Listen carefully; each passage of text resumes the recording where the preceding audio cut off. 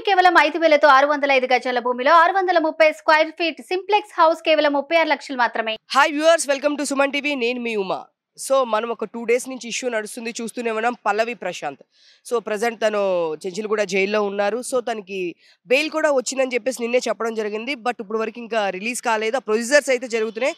So ఈరోజు మనం ఇప్పుడు ఇక్కడ నాంపల్లి కోర్టు దగ్గర ఉన్నాము. లాయర్స్ ఇక్కడ మనతో పాటు ఉన్నారు. సార్ వాళ్ళతో మాట్లాడదాం. నమస్తే సార్. నమస్తే. సార్ ఇదైతే బెయిల్ అయితే నిన్నే వచ్చేసింది. నిన్న ఈవినింగ్ 5 o'clock అనేది మా దగ్గర ఇన్ఫర్మేషన్ ఉంది సార్. సో యాజ్ ఏ ఎడ్యుకేట్గా మీకు ప్రొసీజర్స్ ఇవన్నీ ఉంటాయి, ఈ రోజు రిలీజ్ ఉంటుంది అని చెప్పారు. సో అసలు ఎందుకు అరెస్ట్ చేశారు, ఇప్పుడు దీని మీద అసలు బెయిల్ ఇచ్చారు సార్, కండిషన్స్ ఏంటి, దీనికి పూచీకత్తు ఇవన్నీ ఉంటాయని చెప్పేసి చెప్తున్నారు. అసలు ఏం జరిగింది, అసలు ఏంటి సార్, డీటెయిల్స్ ఏంటి? ఆర్గ్యుమెంట్స్ అయిపోయిన తర్వాత నిన్న సాయంత్రం మేడం 5 o'clock షూరిటీస్తోని ఇచ్చిన దానిక కోర్టు ప్రొసీజర్ ఉంటుంది. దానికి సాక్షులు సంతకాలు పెట్టాలి, చూసుకోవాలి, మళ్ళీ ఫైలింగ్ కావాలి. అన్నీ అయిపోయిన తర్వాత మళ్ళీ రిలీజ్ ఆర్డర్ కూడా ఉంటుంది అన్నట్టు. అది కోర్టు ప్రొసీజర్.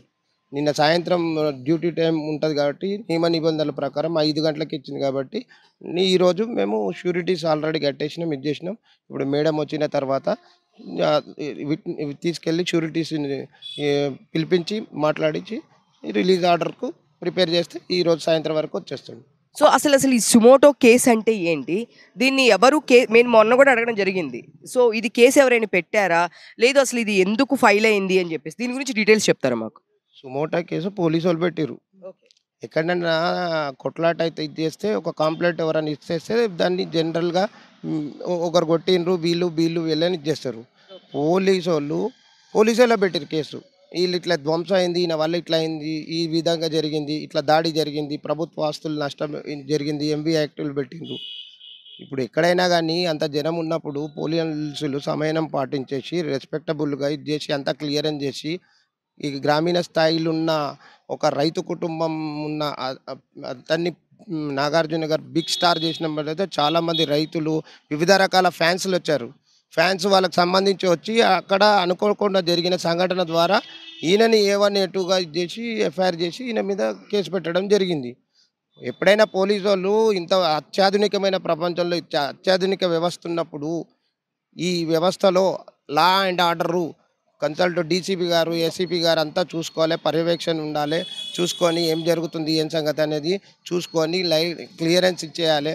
ఇచ్చిన తర్వాతనే ఎవరైనా వీవీఐపీలు ఉన్నప్పుడు బయటికి పంపిస్తే బెటర్.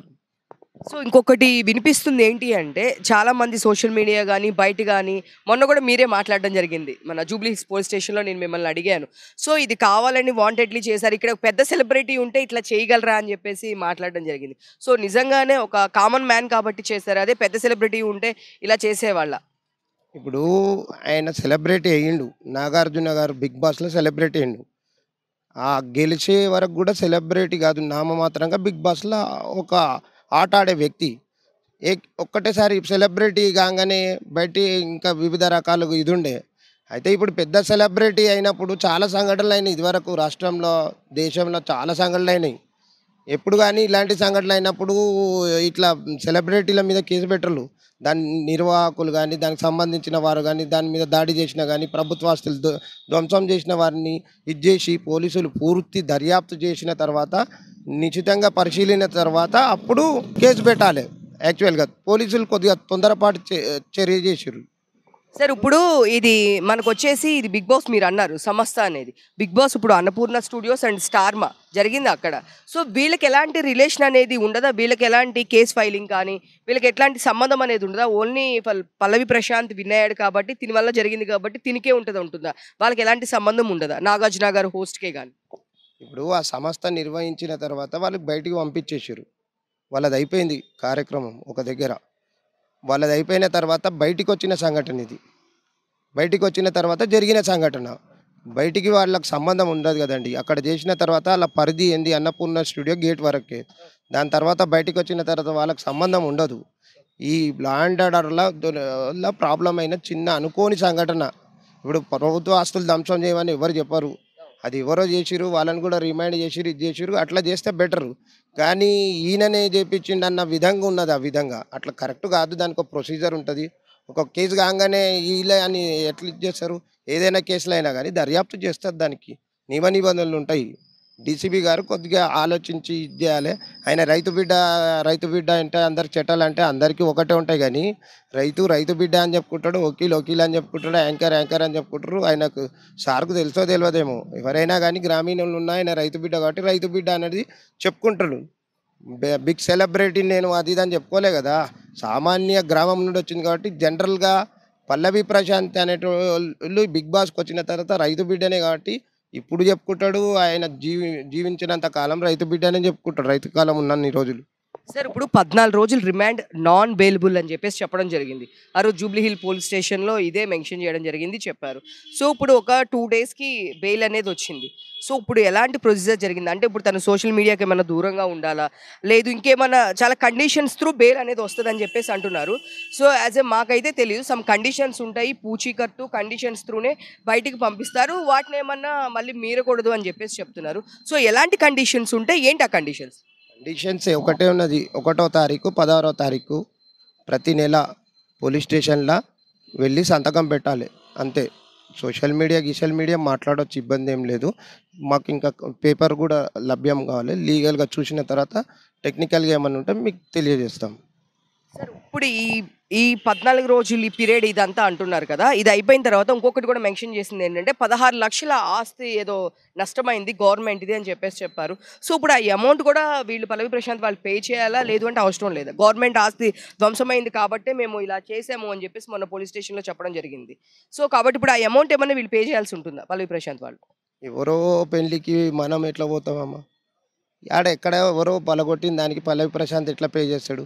పల్లవి ప్రశాంత్ మీదే అన్యాయంగా కేసు పెట్టిరనే మేము ఆర్గ్యుమెంట్ చేసినాము. చట్ట ప్రకారంగా పోలీసు వాళ్ళు తీసుకుంటే బాధ్యతాయుతంగా తీసుకుంటే కాని సంఘటన. ఇప్పుడు అలాంటి డబ్బులు ఎందుకు ఈయన సెలబ్రిటీ పోతుండే, ఇప్పుడు చిరంజీవి వచ్చిండు అనుకో, ఎక్కడన్నా ఏడన్నా ప్రమాదం ఏర్పడ్డది అనుకో, చిరంజీవి ఇస్తాడా? చిరంజీవి రోడ్డు మీద పోతుండు, బయట ఎక్కడన్నా వెనక యాక్సిడెంట్ అయింది, చిరంజీవి యాక్సిడెంట్ అయింది, ఆయన్నే చేసిండు అని అంటారు. అట్లా తప్పు కదా. చట్టం ఉంటుంది, ప్రొసీజర్ ఉంటుంది. ప్రభుత్వ ఆస్తులు ఎవరు ధ్వంసం చేసిర్రో వాళ్ళు రికార్డ్ చూడాలి, ఇది చేయాలి, దానికి ఒక కేసు ఉంటుంది, కొట్లాడాలి, వాళ్ళు ప్రూవ్ చేయాలి. వాళ్ళు ప్రూవ్ చేసేసి ఇప్పుడు కొత్తగా వచ్చిన గవర్నమెంట్ శాంతి భద్రతలకు కానీ ఈ మత్తు పదార్థాలకు దూరం ఉందంటున్నాను. నేను ఒక ఎగ్జాంపుల్ చెప్తాను. మా జూబ్లీ హిల్స్, బంజారా హిల్స్లో ఇన్ని పబ్బులు ఉన్నాయి. పాశ్చాత్య నాగరికత ధోరణులకు అలవాటు పడుతున్నారు. డ్రగ్స్ ఉన్నదని ముఖ్యమంత్రి గారు అసెంబ్లీ సాక్షిగా చెప్పిర్రు. ఈ డ్రగ్స్ నిర్మూలన చేద్దాము అది ఇది అని చెప్పిండు. ఈ డీసీపీ గారిని ఏసీపీ గారిని నమస్కారాలు తెలియజేసి చెప్తున్నా ఏమంటుండే, పాశ్చాత్య నాగరికతను క్లోజ్ చేయమను. 1 వరకు పర్మిషన్ పాశ్చాత్య నాగరికత ధోరణులను అలవాటు పడిన వాళ్ళకు 1 దాకా ఎందుకు పర్మిషన్ ఇస్తావు?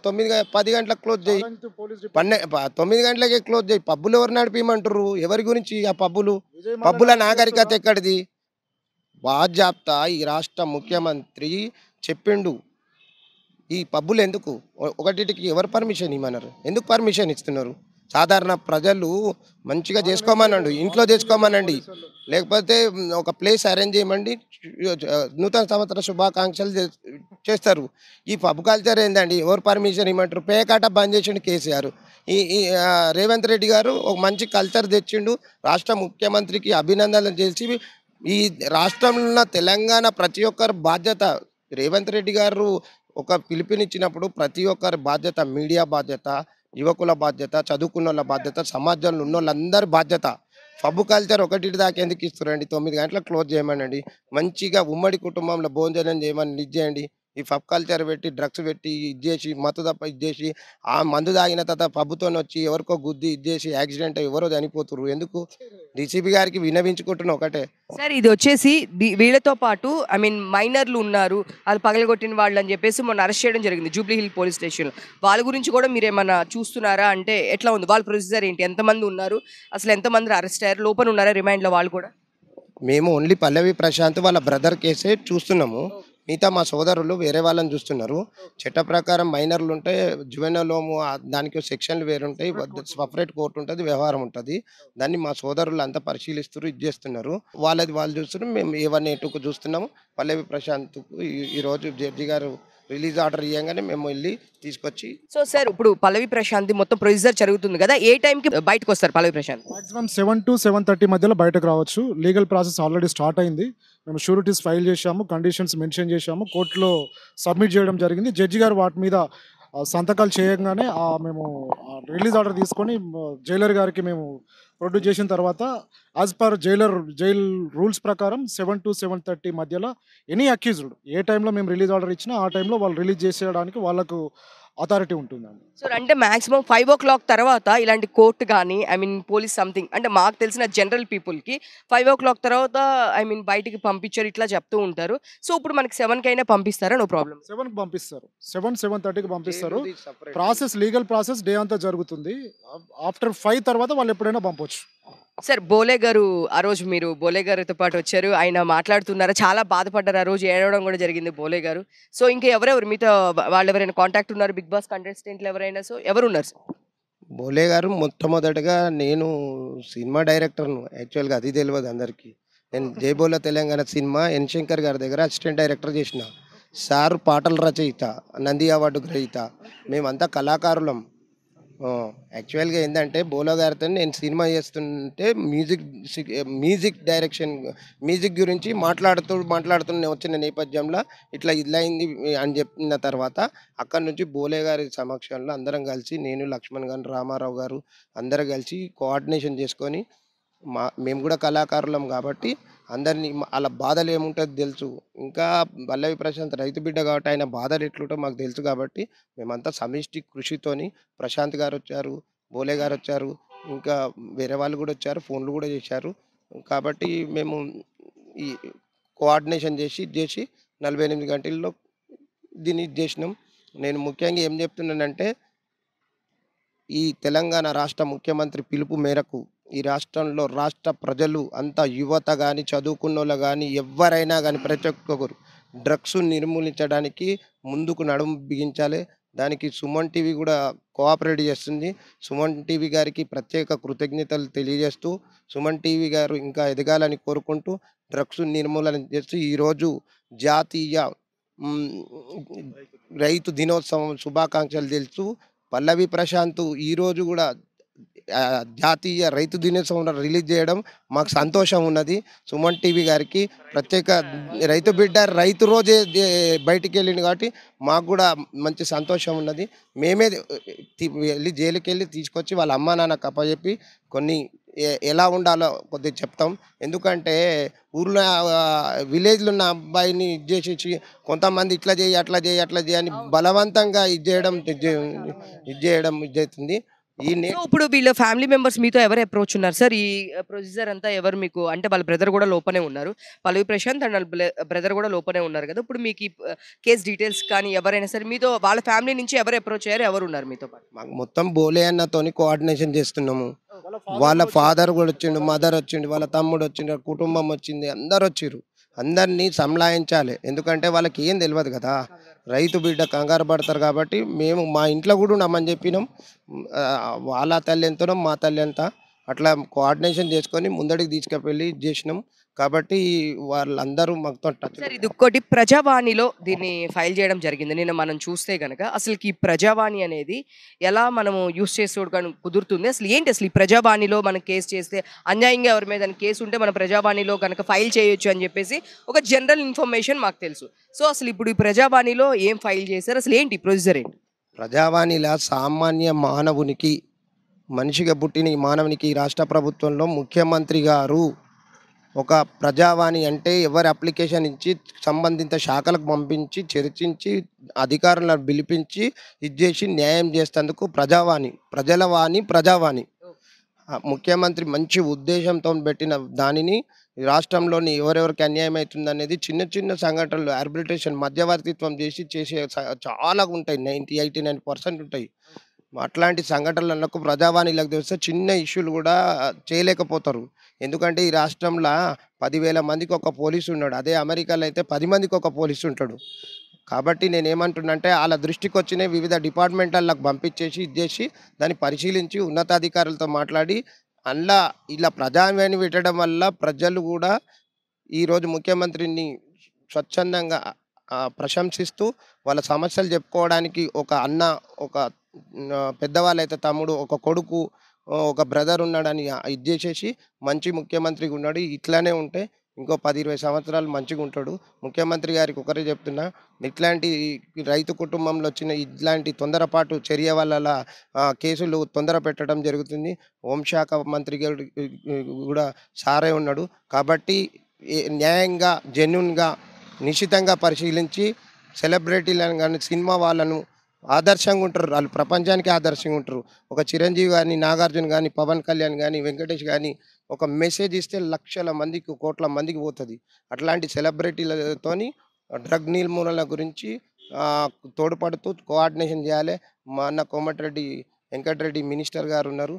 వాళ్ళతోని ముందుకెళ్ళి ఈ డ్రగ్ గురించి, ఈ కల్చర్ గురించి సినిమా ఇండస్ట్రీలో అందరూ తోడ్పడి ఇది చేసి ఒక మంచి మెసేజ్ ఇచ్చేయాలని కోరుకుంటున్నాం. సార్ ఇప్పుడు పల్లవి ప్రశాంత్ ఇప్పుడు ఎన్ని మంత్స్ ఇట్లా చేయాల్సి వస్తుంది? అంటే ఫస్ట్నా ఇప్పుడు January 1st and January 16th ఈ 2 డేట్స్ వచ్చి కోర్టులో ఎక్కడ సిగ్నేచర్స్ చేయాలి? ఇంకా ఇలా ఎన్ని మంత్స్ చేయాల్సి ఉంటుంది? కోర్టులో కదమ్మా, పోలీస్ స్టేషన్లో చేయాలి. మేమే తీసుకెళ్తాము. ఒక బుక్ ఉంటుంది, దాని మీద సంతకాలు పెట్టాలి. పెట్టిన తర్వాత ఇది చేసిన తర్వాత కంటిన్యూ 2 మంత్స్ వరకు, 2-3 మంత్స్ వరకు ఉంటుంది. ఇప్పుడు ఈ టైంలో తను ఎక్కడైనా అవుట్ ఆఫ్ కంట్రీ కానీ బయటకు వెళ్ళడానికి ఎలాంటి పర్మిషన్స్ ఏమన్నా ఉంటాయా? వెళ్ళొచ్చా? ఏడికైనా వెళ్ళొచ్చమ్మా. ఆయన ఏమన్నా మేమని తప్పు చేసిండా? ఇగో ఇట్లా ప్రపంచంలో, దేశంలో అందరికీ ఉంటాయి కండిషన్స్, ఉంటాయి, రెస్పెక్ట్ ఉంటుంది, వ్యవహారం ఉంటుంది. ఈ పెద్ద సంఘటన కాదు, చిన్న సంఘటన. ఓ సెలబ్రిటీ అయినా రైతు బిడ్డ ఇదైంది కాబట్టి ఇంత పెద్దగా అవుతుంది. ఈ పాస్పోర్ట్ వస్తుంది, అన్నీ వస్తాయి. ఏమైనా తప్పు చేస్తే, అన్యాయంగా చేస్తే, ఇది చేస్తే కోర్టు కూడా ఇవ్వదు. కోర్టు కూడా బిలీవ్ చేయదు. ఆయన చిన్న కుటుంబం కాబట్టి బిలీవ్ చేస్తుంది, అన్నీ వస్తాయి. ఆయన విదేశాలకు వెళ్ళొచ్చు, ఎక్కడైనా వెళ్ళొచ్చు, ఇబ్బంది ఏం లేదు. సో చెప్పండి సార్, అంటే మీరు ఏదో పోలీసులకి సూచన అని చెప్పేసి అంటున్నారు, దేని గురించి అసలు ఏంటి? కామన్ అడ్వకేట్స్గా తెలంగాణ పోలీస్ డిపార్ట్మెంట్కి, తెలంగాణ పౌరుడిగా ఒక విన్నపం తెలియజేస్తున్నాను. ఈరోజు ఒక రైతు బిడ్డ సోషల్ మీడియాని ఆసరాగా చేసుకొని బిగ్ బాస్లో ఎంట్రీ అయ్యి విజేతగా నిలిచిన వ్యక్తిని ఆయన డిస్టర్బెన్స్ చేయకుండా, డ్యామేజ్ చేయకుండా, పబ్లిక్ ప్రాపర్టీని డ్యామేజ్ చేయకుండా, పోలీస్ డ్యూటీస్కి ఆటంకం కలిగించకుండా ఆయన మీద కేసు పెట్టి ఈరోజు జైలుకు పంపించడం జరిగింది, ఎఫ్ఐఆర్ చేయడం జరిగింది. అంటే ఏం చేయలేని వ్యక్తిని మీరు లోపలికి పంపించారు. 41E అనేది నోటీస్ ఇచ్చారు. పోలీసు ఆ డ్యూటీస్కి ఆటంకం కలిగితే ఆ నోటీస్ ఇస్తారు. ఆయన కలిగించిన వ్యక్తికి నోటీస్ ఇచ్చి నేరం చేయని వ్యక్తికి మీరు ఎఫ్ఐఆర్ చేసి జైలుకు పంపించారు కదా.